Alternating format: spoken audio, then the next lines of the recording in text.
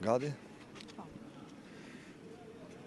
Partia Demokratike në këtë ditë feste kombëtare, në këtë ditë të shenjtë për kombin shqiptar, uron gëzuar këtë festë, gëzuar këtë ditë të madhe çdo shqiptari.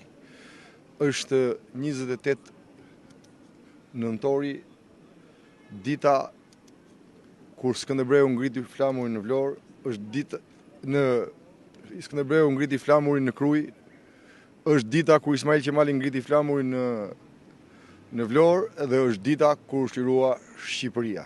Prandaj kjo ditë është ditë e bekuar dhe e shenjtë për shqiptarët.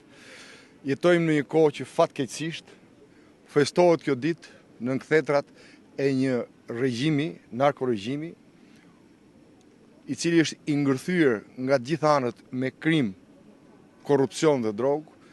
Jetojmë në një kohë dhe festojmë këtë ditë në një kohë kur narkoregjimi është i kapur në skandale të pafundme korrupsioni, siç është rasti i tunelit Llogaras apo i aeroportit të famshëm të Vlorës, dhe Shqipëria ka nevojë